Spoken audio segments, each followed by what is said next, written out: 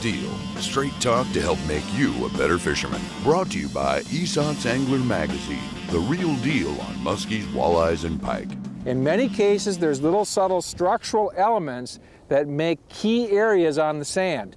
And for instance, in this lake that we're fishing today, we're looking at a break, a small change in depth that occurs gradually from about 4 feet deep on down to about 6 feet deep. And there's a little band of weeds in that narrow area. Pretty typical of sand. Usually there's bands of weeds in shallow, medium, and deep areas. Then the next area that we're concentrating on is a little sharper break line from about 7 feet down to 15 feet. And right up on top there's a bunch of weeds, and then down towards the bottom there's a lot deeper water, and the weed areas go away. These areas collect bait fish. It's as simple as that. The little fish come in from the big lake and they sit in there, and the big muskies will come in and use this as an ambush spot.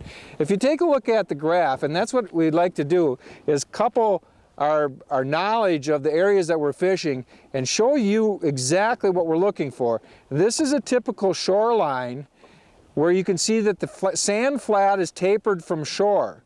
You've got the 5-foot contour, the 10-foot contour, and then it dumps off into deeper water. This is a very typical type of shoreline that we like to use. Now, what we're going to do is have Keith show you on the depth finder, on the sonar part, exactly how he's controlling the boat, and have him explain how he's working this piece of structure. First of all, when we're up on the flat here, there's real sporadic weeds. So you'll see on the depth finder there that it's a pretty hard bottom with a few fuzzy areas, I'll call them.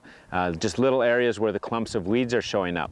Now, as we move out towards the break more, in about 6 or 7 feet on this particular break, there's actually heavier weeds, some cabbage and some grassy type weeds mixed in.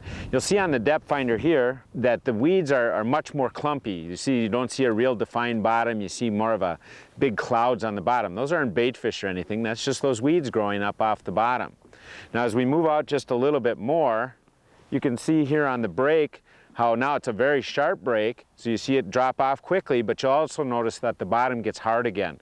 As you're looking at your depth finder, what you want to do is kind of pay attention. If you get some follows, or if you get some fish jumping after your lures, kind of pay attention. Am I up on the flat? Am I out towards the weeds? Am I getting out towards the deeper break? And that can really help you keep you on those fish.